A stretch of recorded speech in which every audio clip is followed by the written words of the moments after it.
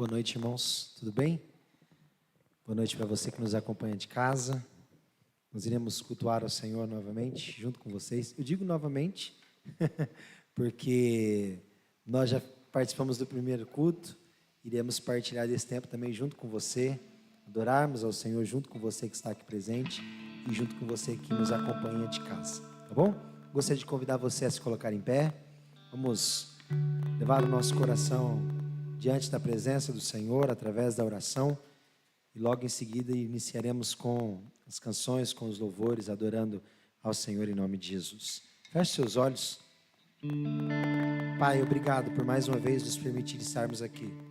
Obrigado por nos permitir mais uma vez podermos celebrar e adorar ao Senhor através dessa reunião. Obrigado pelos nossos irmãos que nos acompanham juntos, Senhor, neste culto dos seus lares e aqueles que aqui também estão presentes.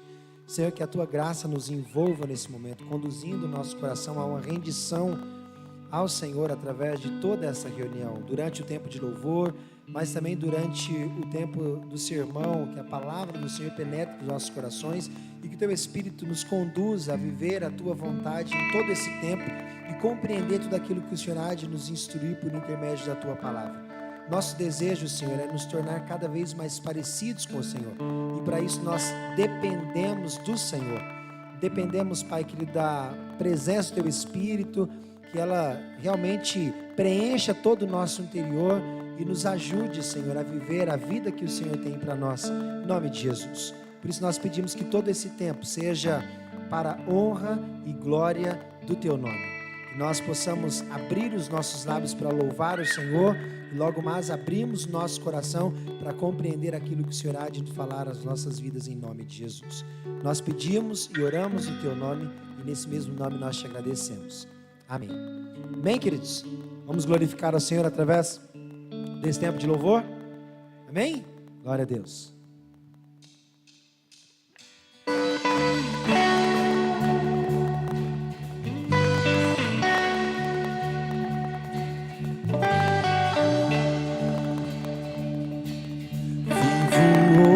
Estou aqui, pois Ele decidiu me amar, e então eu posso livre andar. O Seu sangue sobre mim me comprou, me restaurou, sem culpa então me tocou. Passado já não mais tem poder, pois novo sou, nele vou viver, posso amar. Toda a morte e o sofrer não me assustarão jamais, pois foi Ele quem venceu em meu lugar. Jesus Cristo, Rei dos Reis, nos trouxe a redenção, a esperança retornou, graça e paz os revelou.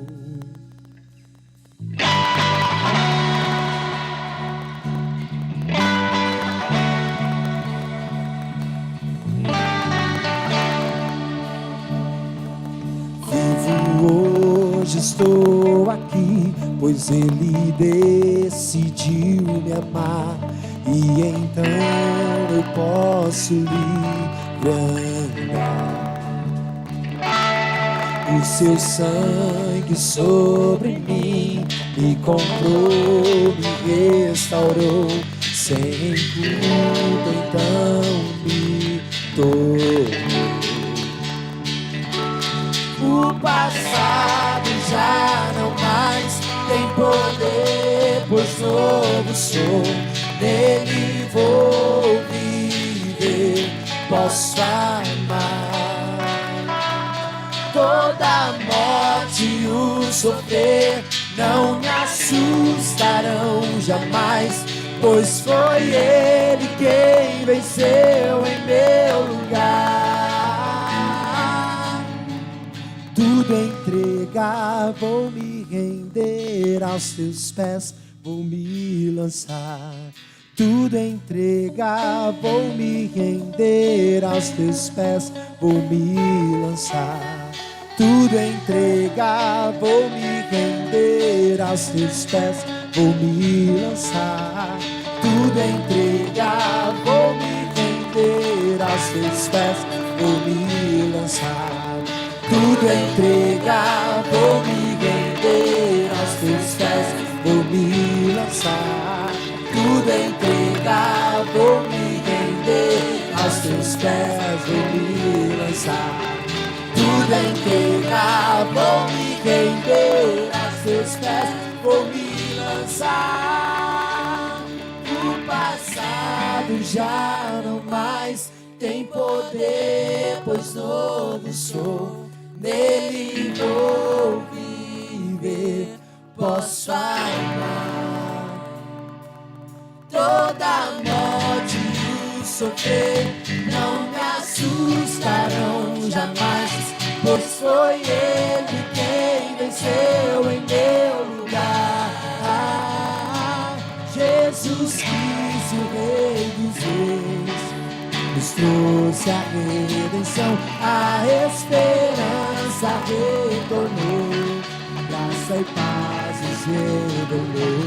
Jesus Cristo, o Rei dos Reis, nos trouxe a redenção, a esperança retornou, graça e paz nos revelou.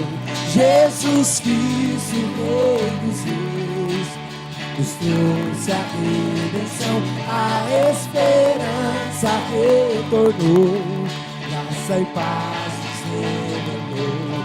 Jesus Cristo, o Rei dos Reis, nos trouxe a redenção, a esperança retornou, graça e paz nos revelou.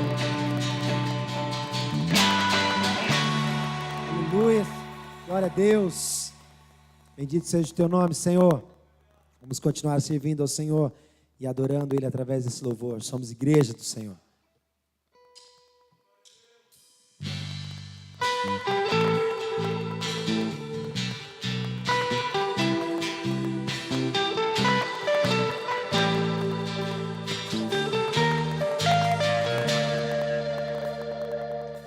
Estamos todos congregados aqui, certamente abençoado também.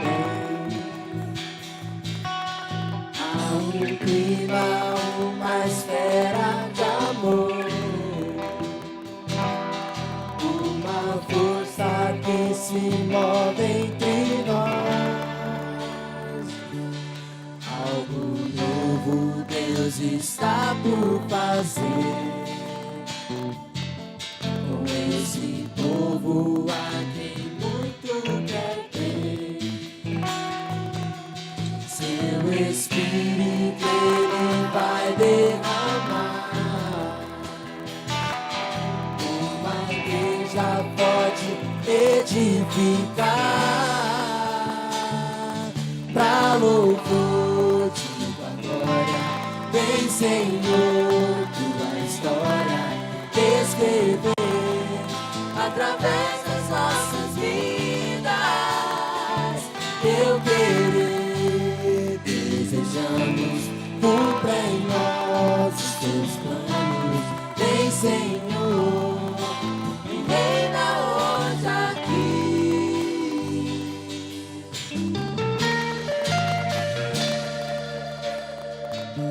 Estamos todos congregados aqui, certamente abençoados também. Há um clima, uma esfera de amor, uma força que se move entre nós. Algo novo Deus está por fazer com esse povo a quem muito quer ter. Seu proclamar e uma igreja forte edificar pra louvor de tua glória. Vem, Senhor, tua história escrever através das nossas vidas. Teu querer desejamos, cumpra em nós os teus planos.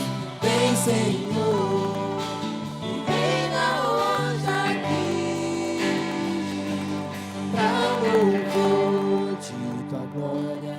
Vem, Senhor, tua história escrever através das nossas vidas. Teu querer desejamos, cumpra em nós os teus planos.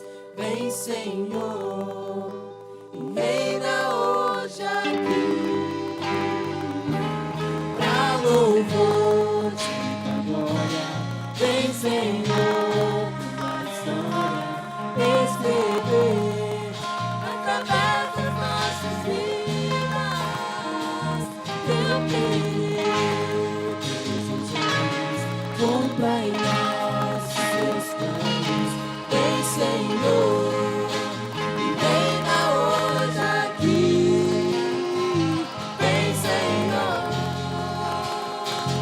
vem, Senhor, vem, Senhor, e reina hoje aqui. Vem, Senhor,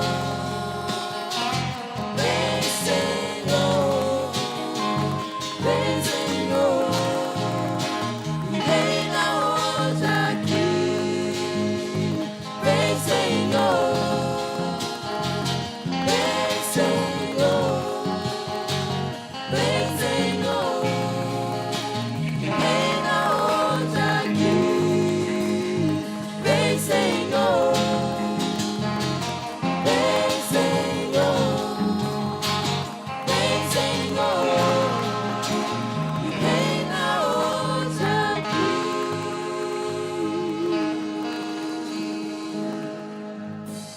Reina em nós, Senhor. Continua reinando nesse lugar. Continua reinando em nossa vida, em nosso coração, em tudo que há em nós, Senhor. Em nome de Jesus. Aleluia. Glória a Deus.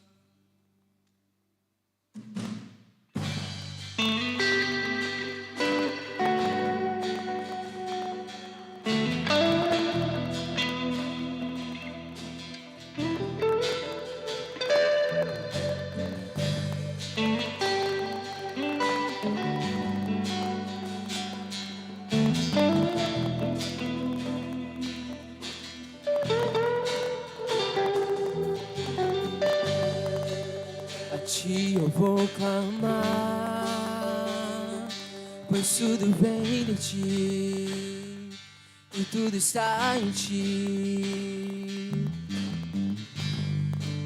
Por ti vou caminhar, tu és a direção, o sol a me guiar. Tudo pode passar, teu amor jamais me deixará. Sempre há de existir um novo amanhã preparado pra mim.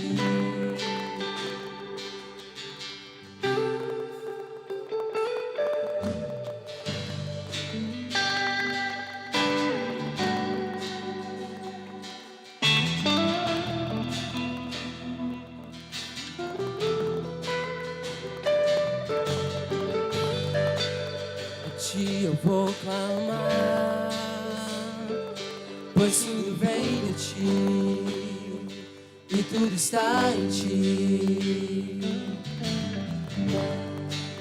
Por ti vou caminhar, tu és a direção, o sol a me guiar.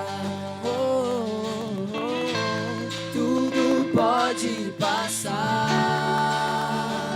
Teu amor jamais me deixará. Sempre há de existir um novo amanhã preparado pra mim, preparado pra mim.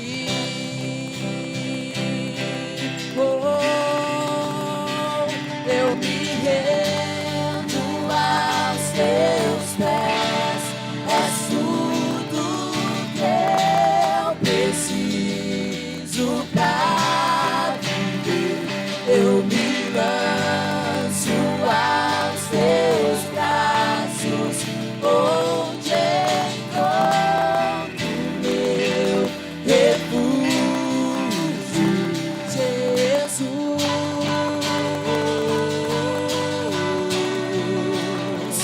Eis-me aqui,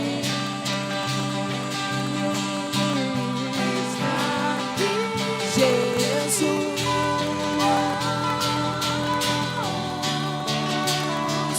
Eis-me aqui.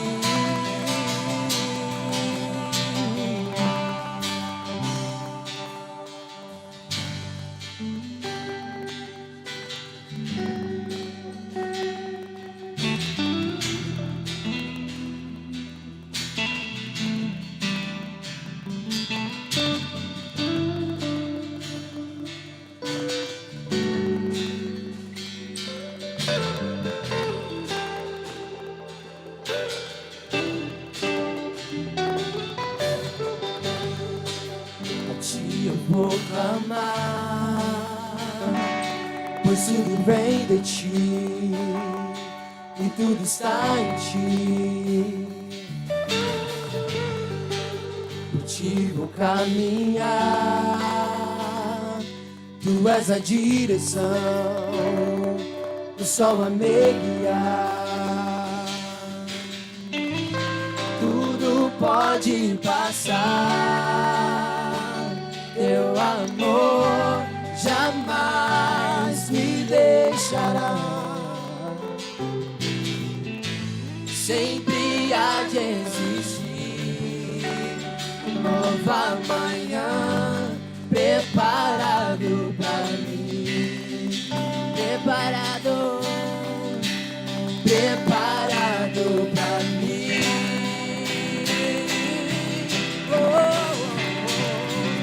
Eu me rendo aos seus pés, és tudo que eu preciso pra viver.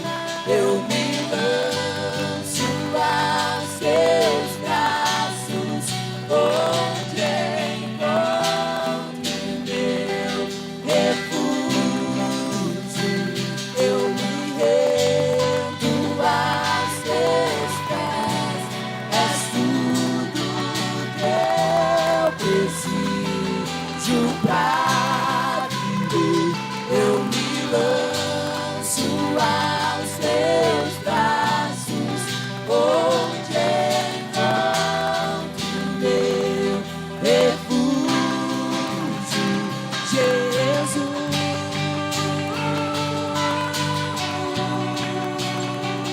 Eis-me aqui,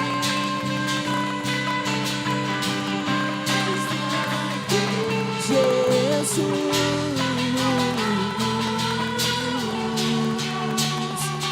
Eis-me aqui, eis-me aqui, Jesus.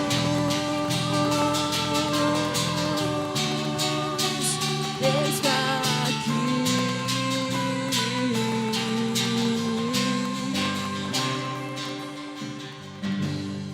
Eis aqui, Senhor. Tenha liberdade, Senhor, de olhar para dentro do nosso coração. Nos ajudar, Senhor, a posicionar o nosso coração em Ti, nas coisas do Senhor, nas coisas que agradam ao Senhor, não nas coisas que agradam o nosso próprio coração, que satisfazem apenas momentaneamente o nosso coração. mas que o Senhor, com o teu reinado, Senhor, reine de fato em nossa vida, promovendo transformações dia após dia para a glória do teu nome. Aleluia. Ainda queremos continuar servindo ao Senhor através dessa próxima canção e também com os nossos dízimos e com as nossas ofertas. Você que vai fazer isso nessa noite, você como membro dessa comunidade que vai devolver os seus dízimos, tenha liberdade de fazer isso como uma forma de alguém que serve, que teme, que ama, que submete, que permite que o reinado do Senhor seja realidade na sua vida. Você que vai adorar ao Senhor também com as suas ofertas, faça isso também com todo o teu coração. E você que está em casa, você também pode fazer isso usando as nossas contas bancárias, servindo também e adorando ao Senhor dessa forma. Tudo é teu, Senhor. Aleluia.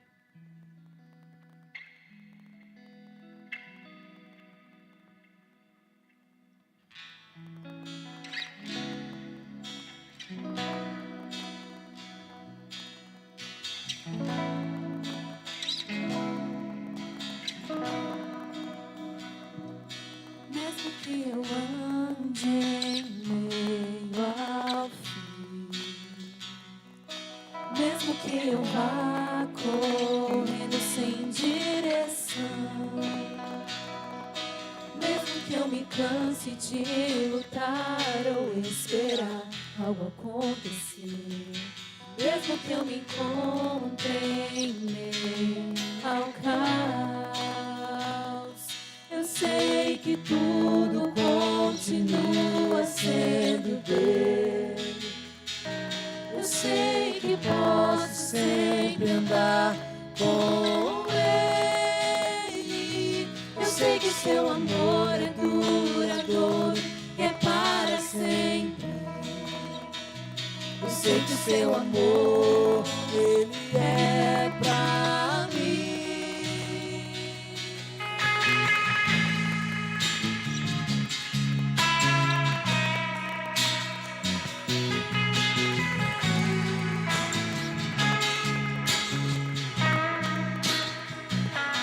Mesmo que eu ande em meio ao fim,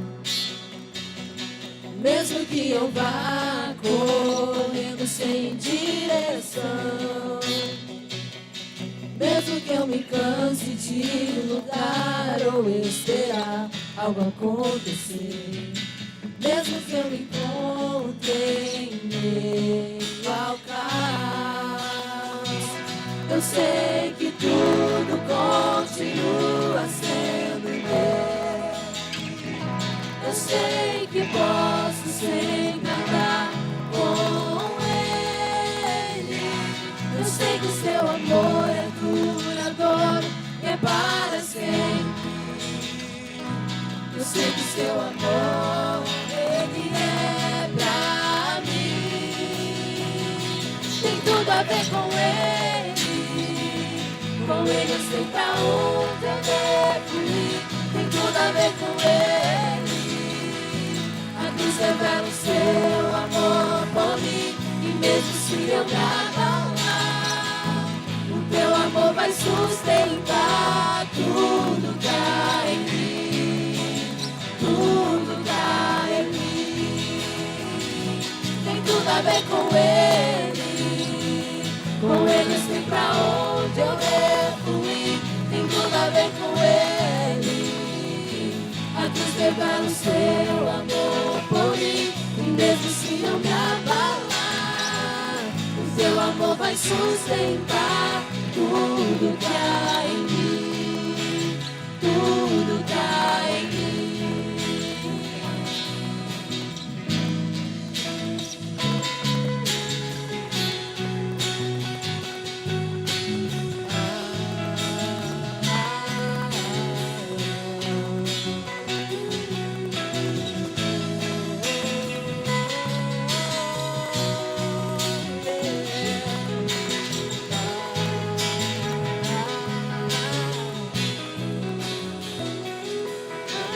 Ainda que os montes se movam, ainda que as colinas sumam, o teu amor por mim permanecerá.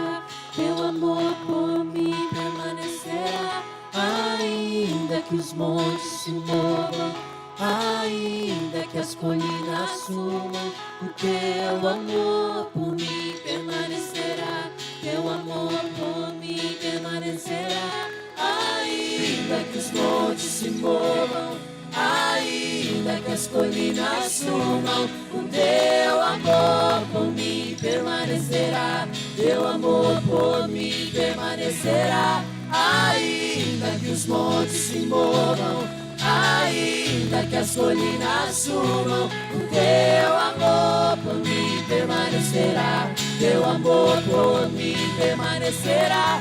Ainda que os montes se movam, ainda que as colinas sumam, o teu amor por mim permanecerá. Teu amor por mim permanecerá.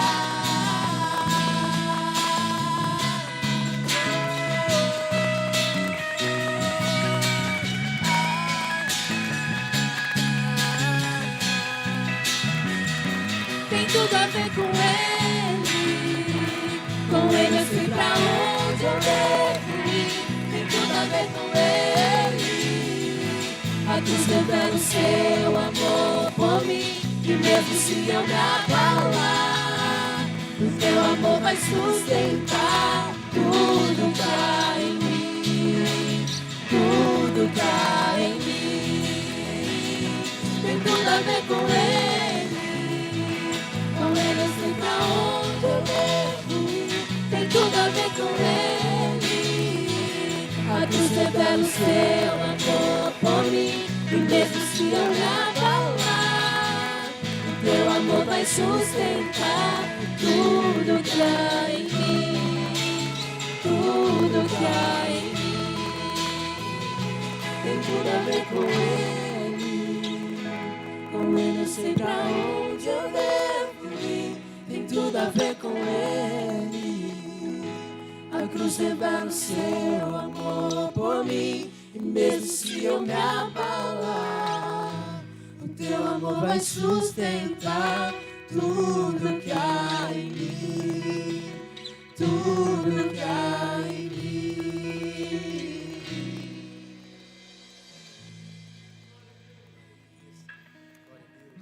Queria que você me acompanhasse em oração. Feche os teus olhos. Senhor, nós sabemos que o Senhor existia antes, existirá depois. Tudo começa com o Senhor, termina com o Senhor. Tem tudo a ver com o Senhor. Nós existimos para o Senhor. E nós queremos aprender a viver em fidelidade ao Senhor. Por isso, fala ao nosso coração. Nós te louvamos porque mesmo na situação em que vivemos hoje, o teu povo permanece fiel e quer continuar fiel te buscando. Então eu te louvo pelas pessoas que estavam aqui no primeiro culto, pelas pessoas que estão no segundo, as que estão acompanhando de casa, aquelas que ainda vão acompanhar. Deus, edifica a tua igreja e exalta o teu nome através de nós. Fala ao nosso coração, nós te pedimos no nome de Jesus. Amém?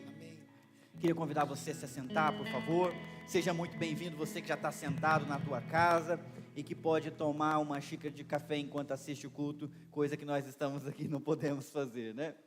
Bom, a gente tem conversado já há algumas semanas sobre esse assunto que vai aparecer para vocês exatamente agora: sofrimento. Com isso, a gente está usando o livro de Apocalipse, né? Apocalipse, a gente já está na quarta mensagem sobre esse tema. Não tenha medo. E a gente tem tantos medos que só nessa série a gente já está seguindo o quarto medo já, o quarto tipo de medo que a gente enfrenta. Só para lembrar, muitos de nós têm medo dessa história quando aparece na Bíblia, como apareceu no capítulo 1, eu volto, já estou chegando, estou às portas. Jesus vindo mete medo em muita gente, porque tem muitos planos não realizados, tem medo porque não está em completa fidelidade a Jesus, e se ele aparecer, será que vai dar certo? Muita gente enxerga isso com medo ou com receio. O outro medo que a gente viu na outra semana, é o medo que João sentiu quando Jesus se manifestou para ele. Vocês lembram? Não era o Jesus, filho do carpinteiro, um pescador, um carpinteiro lá. Era um Jesus majestoso, glorioso. E quando João viu, parecia o filho do homem, mas era mais assustador. E ele caiu aos pés, caiu de rosto no chão. aquele medo do pecador diante da majestade de um Deus santo que nos faz prostrar, Jesus colocou a mão nos ombros dele e disse o que, meus irmãos? Não tenha medo, eu sou aquele que vive, estive morto, mas vivo, e agora vivo para sempre, e consolou e fortaleceu João. Na semana passada, a gente veio tratar sobre o medo de avaliar. Lembram disso? Jesus mandou uma carta, uma mensagem para a igreja de Éfeso, dizendo: olha para trás, veja aonde você caiu, se arrependa e volta às práticas do primeiro amor do princípio. A gente tem que aprender a avaliar a nossa vida, o hoje e o antes, e descobrir se nós estamos mudando para pior ou para melhor, e que seja, lá meus irmãos, que seja para melhor, pelo amor de Deus. Mas sem avaliação, a gente nunca nem sequer fica sabendo disso, a gente vai só levando a vida. Hoje eu quero tratar de outro medo que aparece nessa carta, o medo de sofrer. Nós costumamos nutrir no nosso coração o medo de sofrer. Os pais não querem que os seus filhos sofram, de jeito nenhum. Meu Deus, bate na madeira aí, pastor. Não fala isso nem de brincadeira, que o outro também ouve, né? Não é isso, pessoal? A gente não quer sofrer, a gente não quer que as pessoas que a gente ama sofram, de jeito nenhum. Alguns de nós poderiam até admitir que quando vê certas pessoas sofrendo, até pensa, não fala, né? Mas esse aí tem mais é que sofrer mesmo. Bom, vamos deixar isso de lado e tratar o ser humano em relação ao sofrimento. Geralmente, o ser humano quer evitar o sofrimento. Nós tendemos a evitar o sofrimento. E essa nossa tendência de evitar o sofrimento, nos faz desaprender de como lidar com o sofrimento. A gente, quando sofre, não sabe como lidar com isso. A gente quer evitar qualquer tipo de dor. E quando tem que enfrentar, meu Deus do céu, dá um negócio da gente, dá um revertério. Tem um amigo, eu não vou dizer quem é, só quem é muito íntimo vai saber, tem mais de um, viu? Que tem medo de uma injeção que não é brincadeira. Ele não quer nem o sofrimento da picadinha de agulha que as enfermeiras falam. É uma picadinha de formiga, é para o seu bem. Não. Sofre só de imaginar. Só vai aceitar a agulhada se a outra dor estiver muito maior, insuportável, aí nem vê. Bom, pelo medo de agulha e por outros medos que a gente tem, quando a gente tem que encarar, a gente percebe como é que a gente não está preparado, como é que é difícil lidar com o sofrimento. Olha que loucura, está virando uma bola de neve. A gente quer evitar o sofrimento. Aí a gente deixa de saber como lidar com o sofrimento. E como a gente não sabe como lidar com o sofrimento, a gente tem medo de que o sofrimento venha, de que ele nos alcance. Então, por isso, o tema da mensagem de hoje é: não tenha medo de sofrer. Porque se você não descobriu, hoje eu vou te dar a triste notícia de que o sofrimento é parte da vida. A mãe sofre durante a gestação. Algumas acham bonito e maravilhoso, mas a minha sofreu. Sofreu dores, sofreu com barrigão. Ela ama ser mãe, mas não ama ficar grávida, né, Carol? E até hoje tem medo, eu estou tendo que pensar como é que nós vamos fazer para vencer esse medo aí. Já estou operada e tenho medo de ficar grávida. Medo de todo o sofrimento que ela experimentou por 3 vezes. E a mãe sofre na gestação. Sofre também na hora do parto. Deus, quando amaldiçoou, o castigou o ser humano por causa do pecado, disse para a mulher: em dores você dará a luz. Então tem sofrimento. E não é só a mãe que sofre. Nós sabemos também que o bebê também sofre quando ele está nascendo e vai sofrer muitas outras vezes durante a sua vida. Vida e sofrimento são realidades que não podem ser separadas. É por isso que eu coloquei essa algema. Não dá para você tirar um do outro. Enquanto Jesus Cristo não voltar e restaurar todas as coisas, o sofrimento é um fato. Nós sofremos. Jesus nunca escondeu isso. Se você entregou a sua vida para Jesus dizendo assim, ou pensando assim: agora Jesus vai me poupar do sofrimento, você entrou nessa enganado. Jesus disse que nós teríamos aflições, mas nós devíamos ter bom ânimo. Ele não vai nos poupar. Ele sofreu, como nós vamos ver daqui em diante. Olha, quem não quer sofrer as dores do sofrimento de algo que tem que fazer, por exemplo, vai acabar sofrendo as dores porque não fez, ou as dores de não ter feito. Ou seja, não tem para onde fugir. Aliás, eu queria aprofundar um pouquinho essa ideia antes da gente entrar no texto bíblico. A nossa inabilidade de lidar com a dor e com o sofrimento pode se tornar perigosa para nós. De verdade.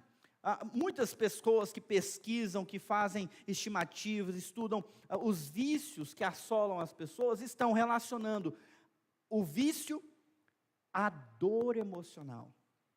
A pessoa não quer sofrer, tem medo do sofrimento, mas como o sofrimento é uma realidade, ela procura uma válvula de escape, algo que lhe dê um pouco de satisfação para ela poder esquecer um pouquinho da sua dor. É assim que as pessoas desenvolvem compulsão com comida, compulsão por bebida, vícios em muitas coisas, aquilo que dá um pouquinho de prazer e me leva a me compensar pela dor que eu estou sentindo. Vocês repararam que nós somos a geração com mais benefícios? Antigamente o carro tinha que rodar uma manivela, agora você só roda a chave.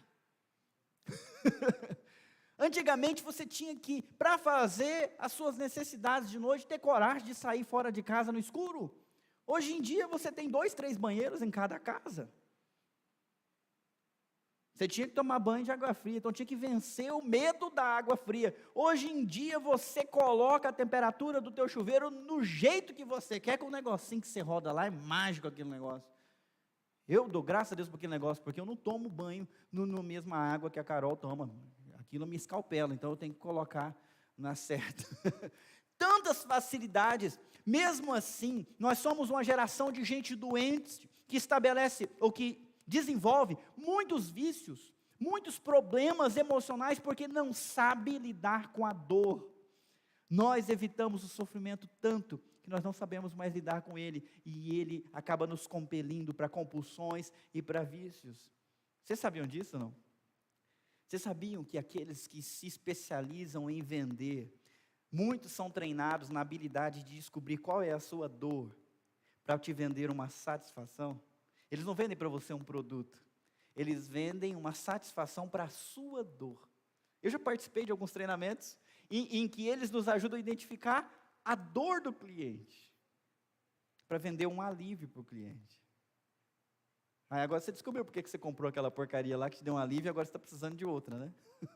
Olha que loucura, você pode ser uma vítima de quem quer lhe vender. Outra coisa que pode acontecer quando a gente tem medo, por exemplo, da dor do fracasso, isso acontece muito, a pessoa se auto-sabota. Ela age irresponsavelmente no começo, porque ela tem medo de fracassar no futuro. Então, já que o negócio não vai dar, o consciente dela já faz ela agir de maneira irresponsável agora, para ela não atingir um objetivo no futuro, por conta de não saber o que é sofrimento. Agora, a Bíblia trata sobre o sofrimento. Em Isaías capítulo 53, versículo 3, é profetizado a respeito de Jesus, que ele seria um homem de dores, que sabe o que é padecer.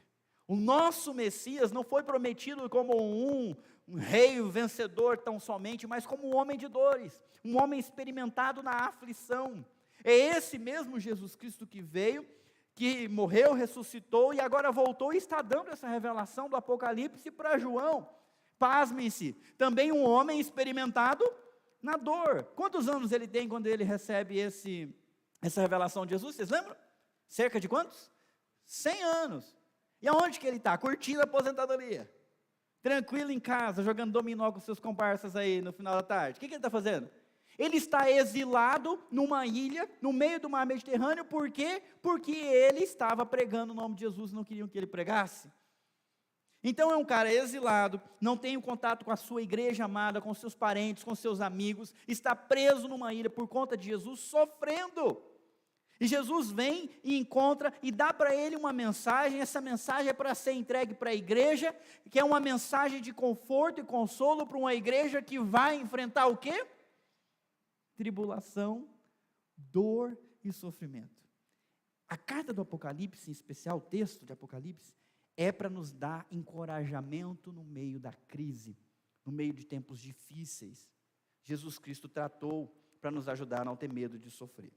Eu sei que eu tenho pouquinho tempo, hoje a gente tem Santa Ceia, então amanhã a gente continua com a graça de Deus, às 19 horas, discutindo. Se você pode fazer perguntas, se você quiser, amanhã à noite. Vamos direto para o texto.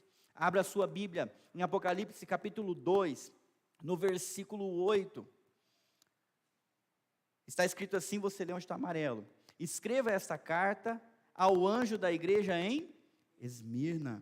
Esta é a mensagem daquele que é o primeiro e o último que esteve morto, mas agora vive. Bom, a gente já viu a primeira carta, vocês perceberam que ela tem uma estrutura, a estrutura se repete aqui, começa com o destinatário, aquela pessoa que está recebendo a carta. Nós vimos a carta para a igreja de Éfeso, agora estamos lendo a carta que foi endereçada à igreja de Esmirna. A cidade de Esmirna existe até hoje, tem centenas de milhares de habitantes. Se você quiser pesquisar, você pode colocar o nome Esmirna ou Esmir. É uma cidade super populosa, que foi o berço do cristianismo no primeiro século. Muitos dizem que o nome Esmirna deu nome para aquela substância que foi levada como presente para o menino Jesus, mirra. Porque lá nessa cidade tem algumas plantas cuja goma aromática era usada pelos povos na antiguidade. Quem escreveu a carta, quem é o autor da mensagem, que é endereçada ao anjo da igreja, ao pregador da igreja, é o próprio Jesus Cristo, pela descrição que ele faz de si, e que já tinha aparecido no capítulo 1. Esta é a mensagem daquele que é o primeiro e o último, que esteve morto, mas agora vive. Essas características se encaixam em apenas uma pessoa. Deixa eu saber se você sabe quem é. Quem é essa pessoa que se encaixa nesse perfil aqui? O primeiro e o único, que esteve morto, mas agora vive. Jesus. Jesus é o autor da mensagem que endereça-se à igreja de Esmirna. É importante a gente não perder o entusiasmo diante da pessoa de Jesus. E é preocupante ver que jovens, adolescentes e até muitos adultos gritam lindo e maravilhoso para um cara feio que nem o Ronaldinho Gaúcho, né? Ou para um cara todo torto e estranho como o Neymar. Mas não tem tanto entusiasmo quando a gente fala da pessoa de Jesus. E isso é estranho, porque nós vemos no texto de Apocalipse um Jesus majestoso. Os anjos se prostram diante dele, os anciãos se prostram diante dele, os céus e a terra se prostram diante dele. Todo mundo reconhece que ele é majestoso, que ele é perfeito, que ele é único, não tem outro igual. E quando a gente ouve falar que ele é o primeiro, que ele é o último, que ele esteve morto, que agora vive, isso devia encher o nosso coração de entusiasmo. E o fato de isso não acontecer deve servir de alerta para nós. Deve servir de alerta para nós. Por quê? Nós perdemos o entusiasmo com essas descrições. Se você ler a Bíblia em Isaías capítulo 9, versículo 6, muito antes de Jesus nascer, já predizia do que ele seria chamado. Ele seria chamado de Conselheiro, Deus forte, Pai da eternidade, Príncipe da paz. Por quê? Porque ele ia fazer tudo isso.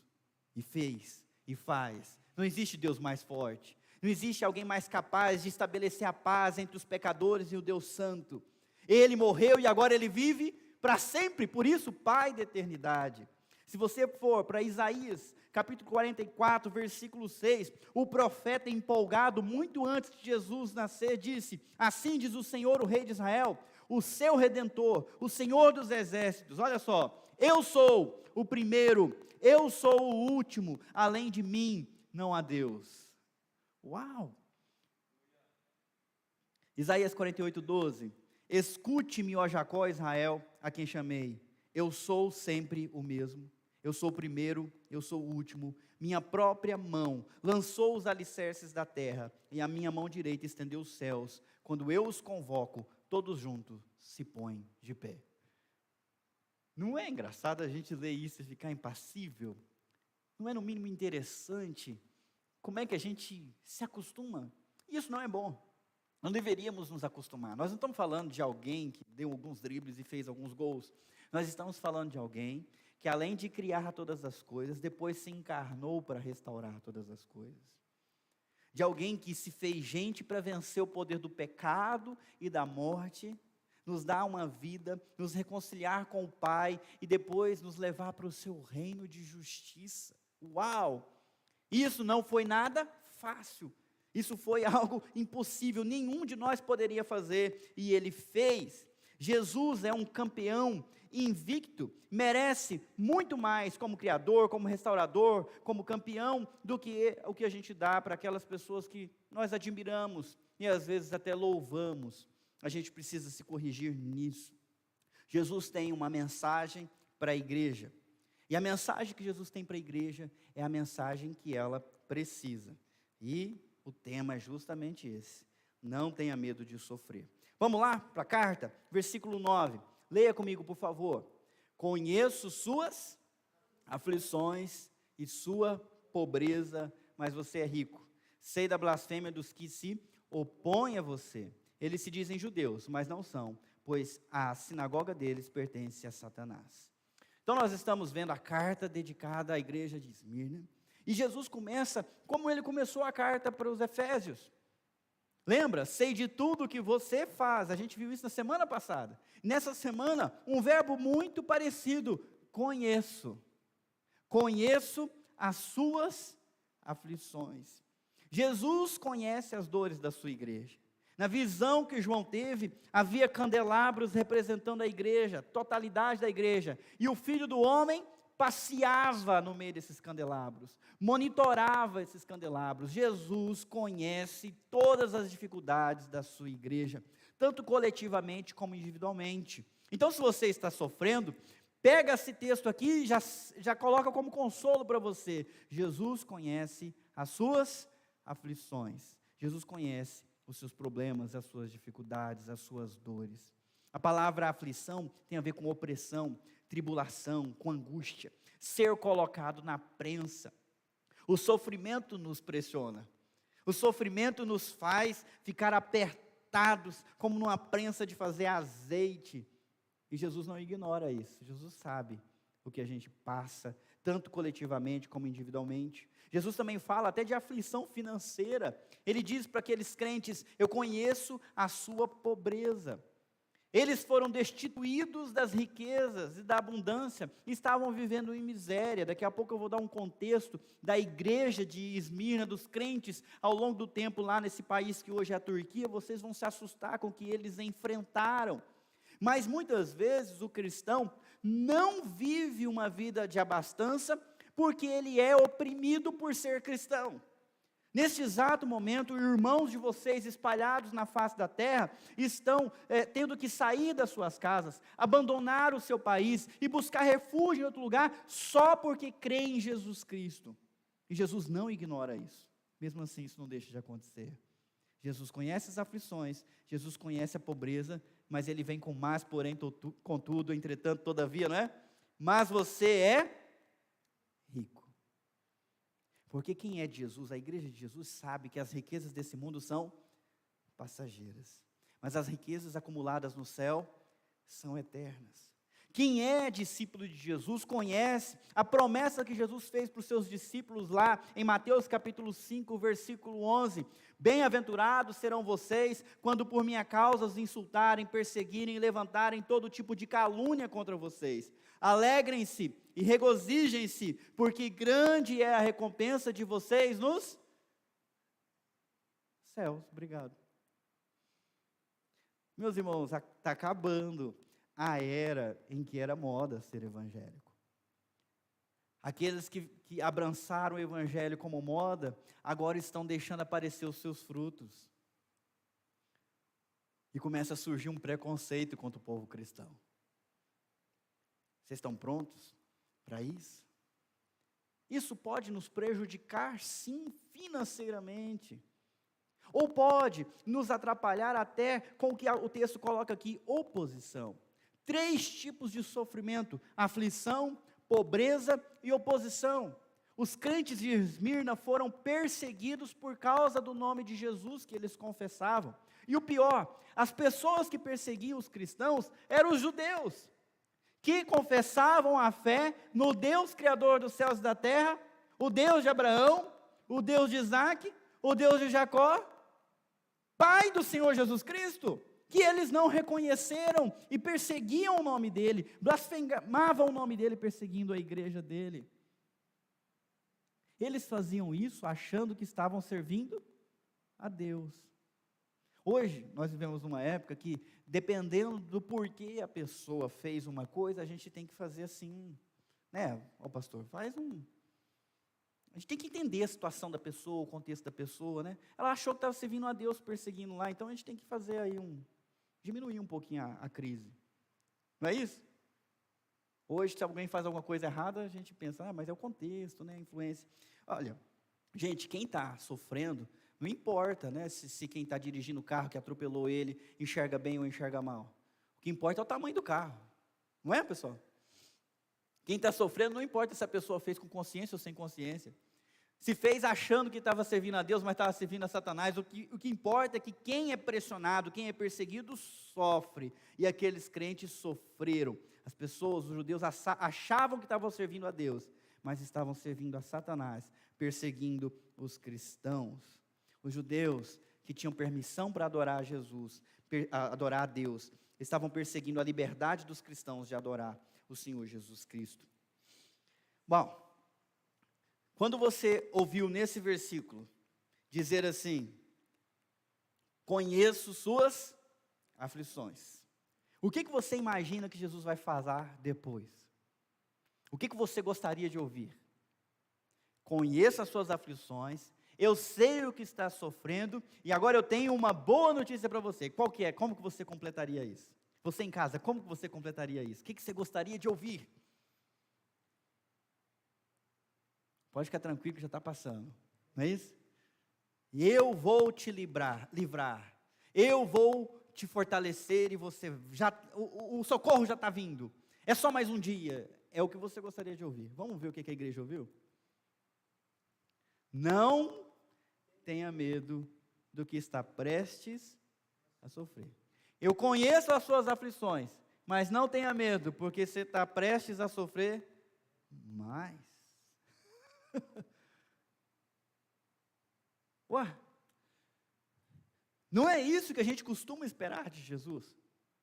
Nós queremos a libertação, nós queremos o socorro, nós queremos a paz, nós queremos a prosperidade, nós queremos as bênçãos. De maneira nenhuma nós queremos ouvir da boca dele que nós vamos sofrer mais. Mas foi justamente essa mensagem. Eu não tenho autorização de mexer na mensagem, eu preciso transmitir a mensagem. Então, meus queridos, como anjo da igreja, eu quero transmitir a mensagem de Jesus, não a mensagem que eu gostaria de dar para vocês. Ah, fica tranquilo, em uma semana tudo vai voltar ao normal. Eu não posso dizer isso, não sou Jesus Cristo, não sou Deus. Eu posso dar a mensagem que Ele dá, e o que Ele deu, vocês vão sofrer mais. Daqui a pouco, vocês estão prestes, mais sofrimento está à porta. Por isso é que Jesus nos dá uma instrução muito importante. Não tenha medo do sofrimento adiante. Não tenha medo do sofrimento que vem. Jesus não promete livrar do sofrimento, mas Jesus se apresenta para nos servir avisando do sofrimento e dando instruções, nos preparando para encarar o sofrimento. Isso é muito importante. É aqui que eu acho que os psicólogos erram. Quando eles encontram um viciado, uma pessoa que tem compulsão, eles querem entender a dor que levou para aquilo e dar alívio, evitando que a pessoa sofra. Eu acredito, com base no que Jesus faz, que não é esse o caminho. O caminho é ensinar as pessoas a lidar com o sofrimento, porque nós simplesmente não temos como evitar que as pessoas sofram. Nós não temos esse controle. Não adianta dar educação, saúde e segurança. Outros problemas vão surgir, outras dores vão aparecer. Melhor seria ensinar as pessoas a lidar com as suas frustrações, com as suas dores. E é isso que Jesus faz. Às vezes, o melhor não é livrar uma pessoa da dor, mas ajudá-la a enfrentar a sua dor, a lidar com a dor. E a primeira coisa é não ter medo da dor. Não ter medo da dificuldade, não ter medo da tribulação, da aflição, da perseguição, das dificuldades que se colocam na nossa vida, no nosso caminho. Se a gente continuar lendo, o negócio fica pior. Nós lemos até sofrer. Não tenha medo do que está prestes a sofrer. Vamos continuar. O diabo lançará alguns de vocês na prisão a fim de prová-los. E eu vou perguntar para vocês, quem é o sujeito da ação? Quem é que vai lançar alguns na prisão, na cadeia? O diabo. Agora a gente chega num trecho obscuro da teologia. Como é que explica isso? Jesus sabe o que o diabo está prestes a fazer, mas não impede o diabo. Por quê? Jesus sabe que a igreja dele vai ser atacada pelas forças malignas que vão lançá-los na prisão. E não impede, por quê? Se ele ama essa igreja, se ele ama cada um dos seus filhos, seus irmãos, seus servos, por quê? Aonde está a resposta para essa pergunta? Você sabe? Está no texto. E eu destaquei de amarelo. A fim de prová-los. Meus irmãos, não me peçam para explicar como, mas é fato que Deus consegue se utilizar até da raiva, até do ódio do nosso inimigo, para nos provar e fortalecer. Até isso Ele usa para o nosso bem, como nós confessamos em Romanos capítulo 8, versículo 28. Vocês não devem se esquecer nunca dos textos a respeito de tribulação e provação que aparecem na Bíblia. Por favor, dá uma olhada na sua Bíblia em Tiago, capítulo 1, versículo 2. Se você nunca decorou esse versículo, hoje é um bom dia para você começar a decorar. Esse é o versículo que na hora que eu falasse, vamos abrir em Tiago 1:2, você deveria olhar para mim, fechar a sua Bíblia e falar, pastor, isso eu vou falar de cor. Vamos lá, Tiago 1:2, a minha versão é um pouquinho diferente da tua, mas vocês vão entender, vão lembrar do texto que vocês já leram. Meus irmãos, considerem motivo de grande alegria o fato de passarem por diversas provações, tribulações, pois vocês sabem que a prova da sua fé produz perseverança. E a perseverança deve ter ação completa, a fim de que vocês sejam maduros e íntegros, sem lhes faltar coisa alguma. O texto coloca a provação como algo positivo, que devia trazer ao teu coração alegria, regozijem-se pelo fato de passar não por uma, mas por várias e diversas provações, porque a provação testa a nossa fé. E quando ela testa a nossa fé, nós temos a oportunidade de insistir na fidelidade, insistir na obediência, perseverar. E quando a gente persevera por um tempo suficiente, nós amadurecemos, nós nos fortalecemos, nós mudamos. Isso me leva a repetir algo importante que eu nunca quero me esquecer. Jesus não está tão interessado em nosso conforto, como Ele está interessado em nossa transformação. É um engano achar que Jesus existe para nos servir. Jesus veio para nos redimir. E Ele nos serve nos fazendo maiores e melhores como Ele, inclusive fazendo uso das provações que o diabo traz. Olha, é muito importante que você entenda isso. Quando a gente olha para os personagens bíblicos, vocês vão de convir comigo, eles foram provados. Abraão passou por muitas provas de fé. E o que isso trouxe de benefício para Deus? Para Deus nada, mas e para Abraão? Para Abraão foi imprescindível. Jó foi atacado pelo próprio chifrudo que veio contra ele, tirou a riqueza dele, trouxe a pobreza, tirou a saúde, trouxe a doença. E isso não foi um dia ou dois, mas durante muito tempo, ao ponto de Jó se desesperar da própria vida e desejar a morte, de tanto que ele estava sofrendo. E quando ele passou por essa prova, quem que saiu ganhando? Deus que ganhou a aposta com Satanás? Quem que ganhou mais nessa história? Aquele que confessa, antes eu te conhecia de ouvir falar, mas agora eu te vejo. Aquele que disse, bem sei que nenhum dos teus planos pode ser frustrado. Jó capítulo 42, Jó cresceu. Jó se desenvolveu através da dor e do sofrimento. Não pensem vocês que será diferente conosco. Olhando para os mesmos versículos, se destaca também o tempo, e terão aflições por 10 dias. E quando a gente lê o tempo, dias e números no Apocalipse, por favor, nunca pegue literalmente. Você percebeu que 7 candelabros não significa que tinha 7 candelabros, mas que os candelabros representam a igreja e 7 representa a totalidade da igreja.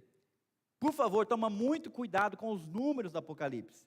Não é 1000 anos, é um tempo cumprido. Vocês estão me ouvindo? Não são 7 selos apenas, mas todos os selos que devem vir. Não são 7 taças apenas, mas todas as taças. Vocês estão entendendo a ideia? A ideia por trás do número é importante. Por que 12? Por que 24? Tudo isso tem um sentido por trás que nós precisamos desvendar e pela misericórdia de Deus nós podemos, porque o contexto bíblico nos ajuda. Quando aparece 10 dias, a ideia por trás disso é que é um tempo que nem é longo, nem é breve. Por exemplo, se você está vendo uma pessoa que caiu de gripe e ficou de quarentena por 14 dias, você não ficou, a pessoa ficou. Para você o tempo foi curto ou foi longo? Foi curto, não foi? Você ficou sabendo que a pessoa pegou Covid e ficou lá de 14 dias. Daqui a pouco você encontra ela na rua, fulano, você já está na rua? Já passou 21 dias. Nossa, passou já? Nem vi. Agora pergunta para ela, 14 dias preso dentro de casa, foi curto ou foi longo? Então você vê que é relativo. O importante é você perceber que é um tempo definido, completo e limitado. 10 dias de sofrimento, Jesus falou, mas não são 10 dias contados no calendário, mas um tempo definido, completo e limitado. Passa, tem fim. Agora, vamos ver a continuidade do versículo. Mas, se você permanecer fiel, mesmo diante da morte, eu lhe darei a coroa da vida. Vocês devem se lembrar de uma outra versão que diz, ser fiel até a morte, e dar-lhe-ei a coroa da vida. Muita gente acha que o propósito da vida é a felicidade. A partir desse versículo, nós descobrimos que o propósito da vida do cristão é outro. O propósito da vida daquele que está em Jesus é a fidelidade, não confunda. Não é a felicidade, é a fidelidade. Se você quiser felicidade, o sofrimento não vai se encaixar com seus propósitos. Agora, se você quiser ser fiel, até no sofrimento você vai enxergar uma oportunidade de insistir naquilo que você confessa, continuar obedecendo e continuar lutando para honrar a Deus no meio do sofrimento. Porque o seu alvo não é a felicidade, mas a fidelidade àquele que te salvou e que te conquistou, tirou do reino das trevas para o reino da luz.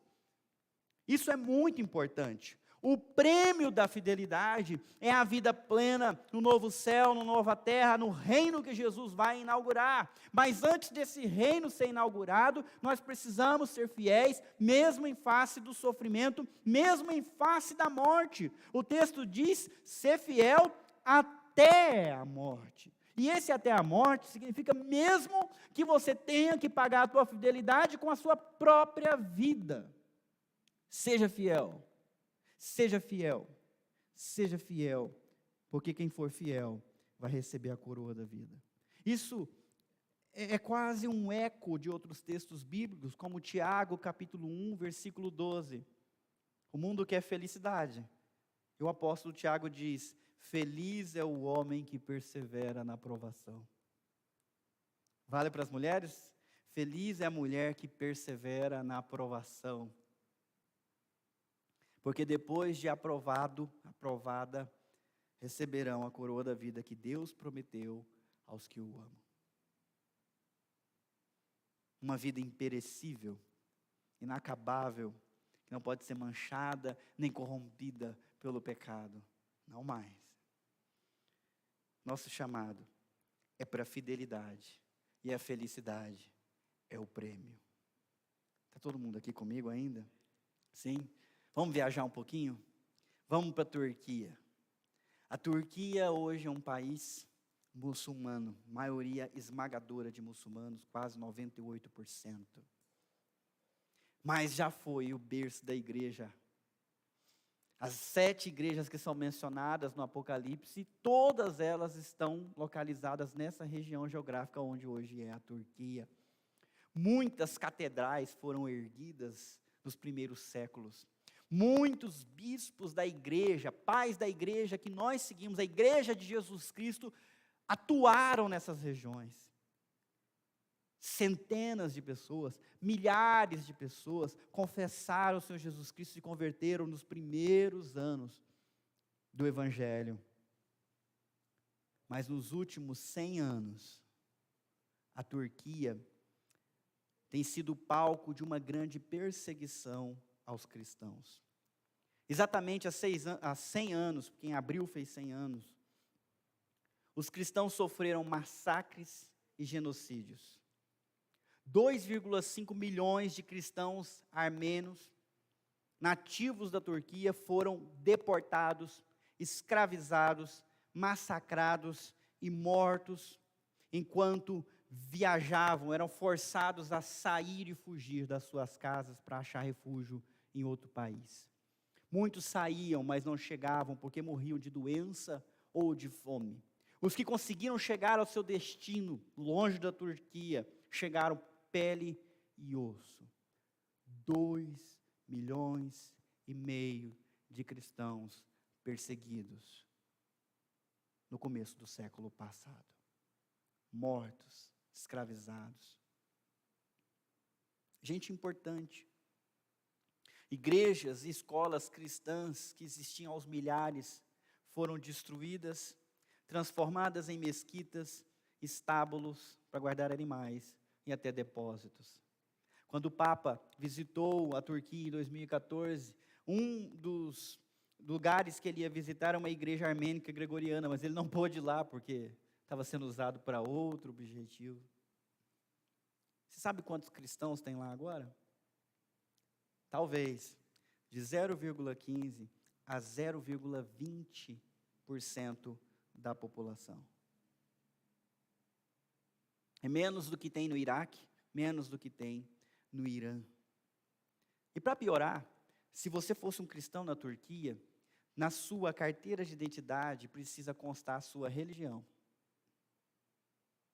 Então o governo não te persegue, mas você não consegue emprego, porque não querem dar emprego para cristãos lá. Você imagina como é difícil ser cristão na Turquia hoje? Isso aqui aconteceu em 2019. É um ponto de ônibus e um partido colocou esses dizeres que estão numa língua que eu não vou tentar nem ler, mas que a tradução é: não seja amigo nem de cristão nem de judeu, porque eles não são seus amigos, eles são amigos um do outro. E Alá diz que se você for amigo deles, você vai para o inferno. A propaganda no ponto de ônibus, pregando o ódio contra os cristãos. Isso aconteceu em 2019, nos países mais difíceis de ser cristão. Mas isso não é novidade. Aí você tem uma figura, a imagem de Policarpo de Esmirna. A tradição histórica diz que Policarpo foi o bispo da igreja cristã de Esmirna no 2º século. Muitos acreditam, e realmente parece ser pelos documentos históricos que a gente tem, que Policarpo era um discípulo direto de João. João, o apóstolo, o discípulo amado, foi quem converteu Policarpo, ensinou o caminho de Jesus para Policarpo, e Policarpo se tornou um discipulador, tendo ouvido do próprio João os ensinamentos de Jesus. E ele se tornou um pastor, um bispo daquela região, e ele trabalhou e viveu na cidade de Esmirna, no 1º século e no 2º século. Ele pode ter sido uma das pessoas mais importantes para a construção do que hoje é o teu Novo Testamento, porque acreditam que ele ajudou a compilar, editar e publicar os trechos do Novo Testamento que foram espalhados nas igrejas e que hoje estão na sua Bíblia. Você consegue imaginar a importância desse cara para a nossa tradição cristã? Pois olha só o que aconteceu com Policarpo. Ele foi queimado vivo no dia 23/2 do ano 155. O seu juiz, procônsul daquela região, ofereceu para ele liberdade, vida, se ele amaldiçoasse o nome de Jesus. E quando lhe foi dada essa possibilidade, essa foi a resposta que ele disse: servi a Cristo por 86 anos, e ele nunca me fez nenhum mal. Como posso blasfemar meu rei que me salvou? E com certeza ele tinha de 86 para cima. E foi queimado. Será que é disso que Jesus fala, com ser fiel até a morte, e eu te darei a coroa da vida? De fato, ninguém quer sofrer. Mas outro fato é que você vai sofrer. Me desculpa ser aqui quase que um cavaleiro do Apocalipse, né? Dando para você a notícia que você não quer receber. Vida e sofrimento não se separam. Não se separam. Você vai sofrer. Se eu não te convenci, me dá mais uma chance. Se você não quiser a dor de disciplinar-se, você vai sofrer a dor por ser indisciplinado. Você entendeu? Não tem como. Você pensa, dá muito trabalho ser disciplinado, buscar disciplina. Aí você vai sofrer a dor da indisciplina. Outro exemplo, se você não quer a dor de desenvolver o autocontrole, porque não é difícil viver e ter esse fruto do Espírito, você vai sofrer a dor do descontrole, sempre. Depois vai ficar se lamentando, poxa vida, eu devia ter ficado de boca fechada. A dor, está aí. Se você não quer uma dor, você abraça a outra, não tem como. É sempre assim. Por exemplo, se alguém não quer a dor do trabalho, vai ter que se acostumar com a dor da pobreza. Não é? Se alguém não quer a dor do estudo, pastor, é muito difícil ler um livro, é muito difícil. Pois vai ter que se acostumar com a dor da ignorância. Mas não tem escapatória. Mas é fato que nós não queremos nenhum tipo de dor. Nós não queremos nenhum tipo de esforço, nós queremos tranquilidade, paz, vida boa. Jesus faz tudo por nós e a gente só curte, como seria bom, mas essa preguiça não é boa. Eu posso te dar uma ideia boa. Se você tem horror ao sofrimento, use esse horror, esse medo, essa repulsa pela dor, para escolher o melhor sofrimento, porque é fato que você vai sofrer. Então use o medo de sofrer para escolher o sofrimento que seja menos, ou pelo menos que seja melhor, e não o pior. Qual que é o pior sofrimento? É fácil de descobrir. O pior sofrimento é aquele que te traz vergonha. O melhor sofrimento é aquele que te traz sentimento de dignidade, de honra. Por exemplo, sofrer estudando, traz vergonha ou traz honra? Honra. Se empenhar no trabalho e sofrer, suar a camisa, traz vergonha ou traz honra? O contrário, não ter vontade nenhuma de trabalhar e ficar na preguiça. É algo que alguém deve se orgulhar ou deve se envergonhar? Então escolha o sofrimento mais honrado. Esse é o melhor sofrimento. O texto continua dizendo assim: quem tem ouvidos para ouvir, ouça o que o Espírito diz às igrejas. Mais uma vez a gente vê que está no plural, porque não é uma carta exclusiva para a igreja de Esmirna perseguida, mas é uma carta que deve ser lida por todas as igrejas. Se aplica a nós também.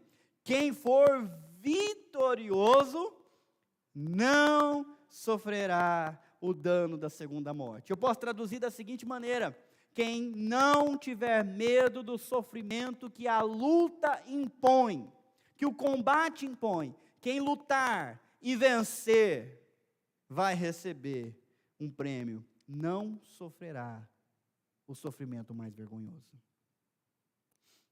O pior sofrimento é o sofrimento da segunda morte. Quem não luta, não quer sofrer a sua vida com Jesus, se conformando com Ele na sua dor, na sua disciplina, na sua obediência, seguindo suas instruções, vai sofrer a dor da derrota e, por último, a vergonha que Jesus pinta com quadros dramáticos. Jesus foi uma pessoa que das mais falou sobre o inferno, e o que ele diz não é nada bom nem nada legal. O que ele diz a respeito desse lugar? Um lago que arde fogo e enxofre, aonde há ranger de dentes, aonde a chama não apaga e o verme não morre. Um sofrimento interminável, sem fim, sem propósito algum. Então, por que não abraçar o sofrimento propositado? O sofrimento, não que você queira sofrer, mas o sofrimento que tem um objetivo de te transformar em algo melhor, em alguém melhor, mais parecido com Jesus Cristo. Não tenha medo desse sofrimento. Não tenha medo de abraçar esse desafio. Quem for vitorioso, quem não fugiu disso, não sofrerá o dano da segunda morte. Vai evitar o pior sofrimento de todos. Eu quero estar junto com essa turma, eu quero experimentar isso com toda a certeza. Hoje nós estamos aqui para celebrar a morte e a ressurreição de Jesus Cristo, mas também para celebrar a mensagem dele. as instruções dele. Ele conhece a sua dor. Ele conhece as suas dificuldades. E é ele mesmo que disse, vocês viram que eu copiei o versículo, não tenha medo. Não tenha medo de sofrer. Viva para Jesus, por mais difícil que seja. E se for necessário, morra em Jesus. E você não sofrerá o dano da segunda morte. Eu sinto falta do tipo de garra que Paulo expressava quando ele escrevia os seus textos. Quando ele escreveu a carta para os Romanos, capítulo 14, versículo 7, ele disse assim: pois nenhum de nós vive apenas para si, e nenhum de nós morre apenas para si. Se vivemos, vivemos para o Senhor, e se morremos, morremos para o Senhor. Assim, quer vivamos, quer morramos, pertencemos ao Senhor. Fidelidade. Quando ele escreve para os Filipenses, capítulo 1, versículo 20 e 21, aguardo ansiosamente e espero que em nada serei envergonhado. Está vendo? Ele não quer a vergonha. Ele não quer a vergonha. E por isso ele diz, pelo contrário, com toda a determinação de sempre, também agora Cristo será engrandecido em meu corpo, quer pela vida, quer pela morte, porque para mim o viver é Cristo e o morrer é lucro. Cuidado com a cultura que evita o sofrimento. Porque Jesus Cristo nunca mentiu a respeito disso. Ele foi muito claro quando ele disse, se alguém quiser me seguir, negue-se a si mesmo. Dia a dia, toma a sua cruz e siga-me. Vocês sabem que a cruz é um símbolo de dor, é um símbolo de morte, é um símbolo de aflição e de angústia.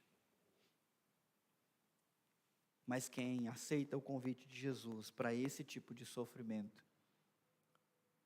será o vitorioso que receberá o prêmio da vida eterna e não vai sofrer o dano da segunda morte. Que tal olhar diferente para o sofrimento? Que tal até lidar diferente com o sofrimento e falar diferente sobre o sofrimento com seus filhos, filhas? Às vezes a gente acha que está fazendo bem poupando as crianças da dor, ao invés de ensiná-las a enfrentar a dor.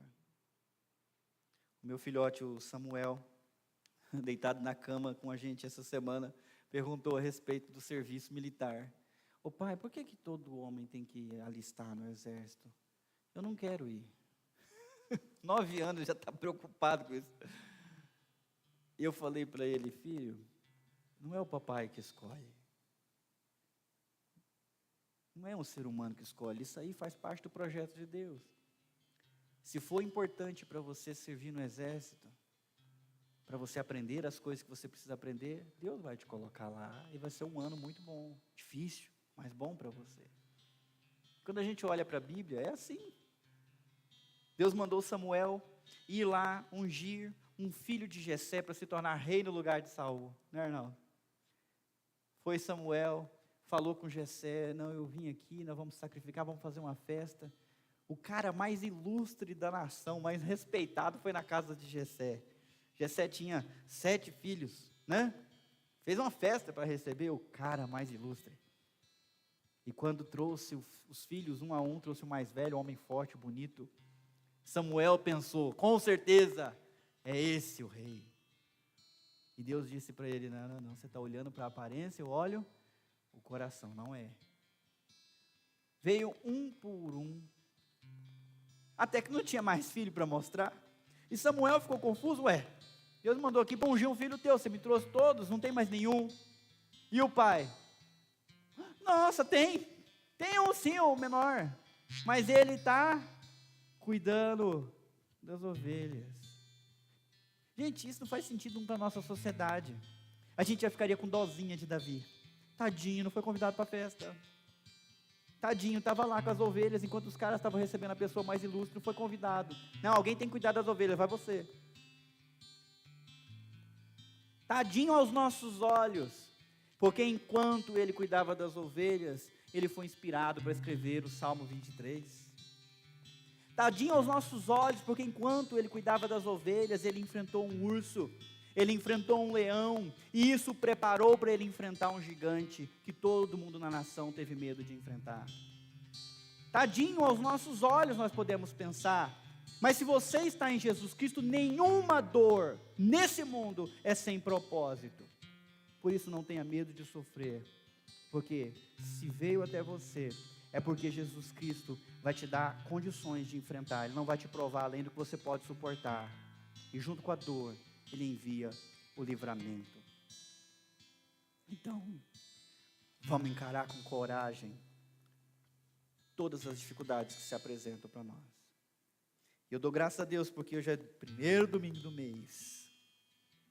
E nós podemos celebrar lembrando da dor que Jesus abraçou para nos salvar. Nós podemos lembrar que Ele ofereceu o seu corpo para ser partido e derramou até a última gota do seu sangue. Não fugiu do sofrimento, não fugiu da dificuldade. Como ovelha muda, Ele caminhou e se entregou espontaneamente para pagar a nossa dívida e conquistar a nossa redenção. Quero te convidar a participar desse momento, fechando os teus olhos. Eu queria que você sondasse, ou pedisse para o Espírito Santo sondar o teu coração. Nós vamos ministrar a Santa Ceia. Nós vamos participar da mesa do Senhor Jesus Cristo. E diz a Bíblia, maldito aquele que come sem discernimento. Examine-se, pois, o homem e a mulher a si mesmo, e depois coma do pão e beba do cálice. Se você tem sofrido e tem fugido da dor que você precisa encarar, você tem se acovardado, lembra que Deus não nos deu um espírito de covardia, mas de poder, de amor, de equilíbrio. Peça perdão ao Senhor Jesus Cristo. Não se envergonhe de sofrer por Ele. Não se envergonhe de se esforçar por Ele, de crescer nele. Se você está angustiado, tem no seu coração ressentimento para com alguém, libera esse perdão. Peça perdão pelas suas faltas e seja perdoado em nome de Jesus. Para nós podermos participar dessa mesa. Senhor Jesus Cristo, nós te louvamos porque não há ninguém como o Senhor. Mesmo sendo Deus grandioso, em glória e majestade, vivendo além desse mundo corrompido, o Senhor se compadeceu de nós. O Senhor veio até nós, viveu e conheceu as nossas dores, experimentou todas as tentações, aprendeu a obediência pelas dores que experimentou. Ainda assim permaneceu fiel ao Pai e fiel à missão, pagando com a própria vida, se oferecendo como sacrifício vivo para perdoar os nossos pecados, satisfazer a justiça e nos comprar das mãos do diabo de volta para o nosso Pai eterno. Enche o nosso coração de gozo, de alegria e de fé. Tira de nós o medo, tira de nós o temor que não ao Senhor. Perdoa as nossas dívidas, perdoa as nossas falhas, perdoa, Senhor Deus, porque nós falhamos e ao invés de honrar ao Senhor com a fidelidade, nós temos a vergonha do fracasso, nós temos a vergonha da preguiça, nós temos a vergonha de não amar o Senhor como se merece ser amado. Por isso pedimos perdão. Perdoa as nossas ofensas. Nós queremos também perdoar aqueles que nos têm ofendido, perdoar nossos irmãos e irmãs de fé, pedir a Deus que o Senhor mesmo venha restaurá-los, e que no nosso coração haja amor em relação aos nossos irmãos e até em relação àqueles que nos perseguem, aqueles que não nos veem com bons olhos. Enche o nosso coração com a tua graça, com o teu favor. Compartilha conosco o teu poder, para que nós possamos ser vitoriosos como o Senhor é. Abençoa esses elementos, abençoe-nos, Senhor Deus, com a tua presença sobrenatural nesse momento, passeando entre nós, nos fortalecendo, no nome de Jesus Cristo. Amém. Eu queria convidar você para participar desse momento. Se você já se batizou em nome do Pai, do Filho e do Espírito Santo, fez a sua profissão de fé entregando a sua vida para Jesus e assumindo isso publicamente, mesmo que você seja de outra igreja cristã evangélica, você pode participar conosco. Se você não o fez, por favor, tome as providências, entregue o teu coração para Jesus e nos procure para você também ser batizado e poder participar conosco, porque essa mesa é um privilégio daqueles que comungam da morte e da vida do Senhor Jesus Cristo. Se você está pronto, se você já é do Senhor Jesus Cristo, quero te convidar para ficar em pé. Eu vou pedir a ajuda do nosso presbítero de disponibilidade, o Arnaldo, para servir. E quando você pegar o cálice, você se assenta. Assim a gente consegue identificar todos que já receberam. Amém? Vamos ficar em pé.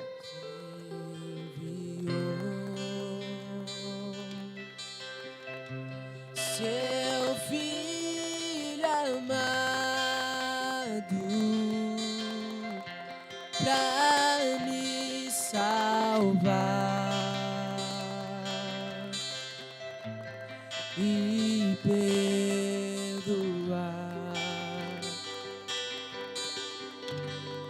Na cruz morreu por meus pecados, mas ressurgiu e vivo com o Pai está.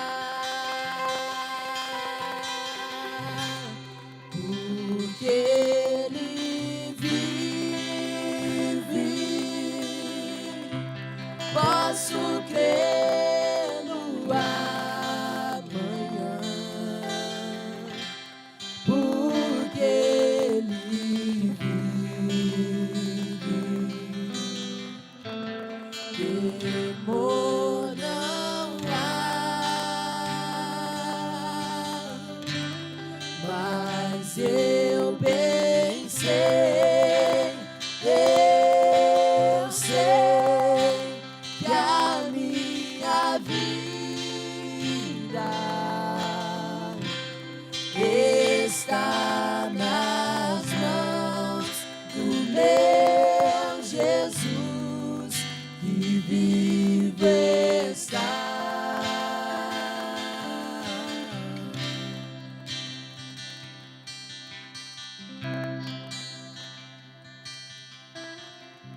Porque você crê em Jesus, a morte não mais tem poder sobre a sua vida. Porque você crê em Jesus, ainda que você morra, você viverá. Eu me lembro do pastor Manuel fazendo alguns cultos fúnebres, e ele dizia assim, quando algum irmão nosso na fé era fechado dentro do caixão, ele dizia: hoje nós fechamos, mas quando Jesus Cristo voltar, Ele vai abrir, e o nosso irmão vai ressuscitar dentre os mortos. É por isso que nós não tememos a morte, é por isso que nós não tememos a dor, por Jesus Cristo deu a sua vida por nós, nos fortalece e nos alimenta. Queria convidar você para participar, e se você não está acostumado, vira assim, ó, o teu cálice de cabeça para baixo, pode ficar tranquilo que não vai derramar, e aí abre essa tampinha de plástico, com cuidado, tem um pãozinho que vai ficar dentro aí, ok? Assim não vai cair. E aí você já pode até tirar esse lacre do cálice, né? Volta ele para a posição normal, por favor. Deixa ele aberto para a gente poder celebrar a Santa Ceia.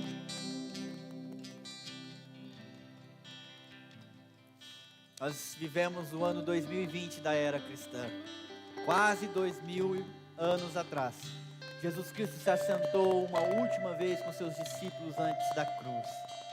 Ele pegou o pão, partiu, mas disse algo novo. Ele disse: esse é o meu corpo partido por vós. Nós fazemos parte da igreja que comunga desse alimento. Jesus Cristo foi partido por você. Jesus Cristo foi partido por mim. Jesus Cristo foi partido para a nossa salvação. Eu queria te convidar a comermos lembrando disso.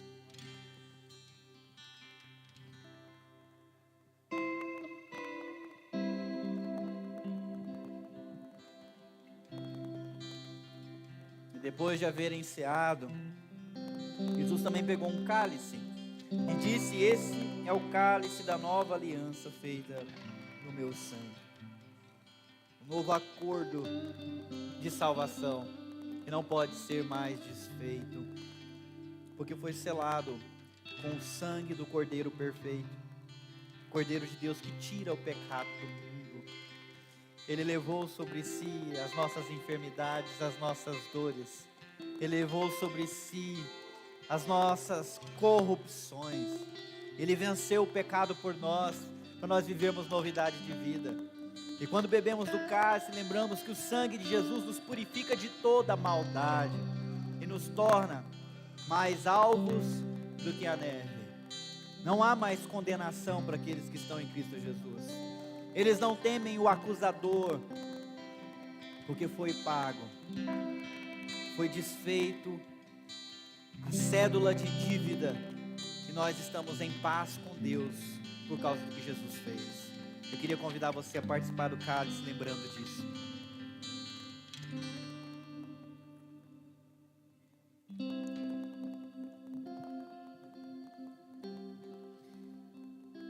Para terminar esse momento, eu queria te convidar a ficar em pé, estender as suas mãos e receber a bênção.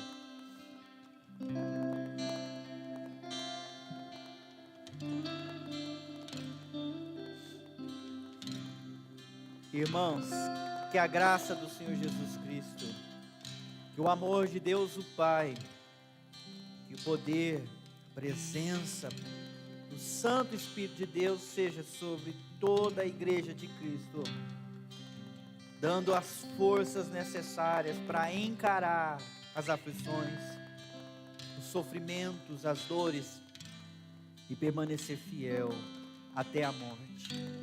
Amém. Que Deus te fortaleça, não fuja da luta, Deus vai te dar a vitória e você não sofrerá o dano da segunda morte, nem eu, nenhum de nós. Amém? Deus abençoe. Que Ele vive, posso crer.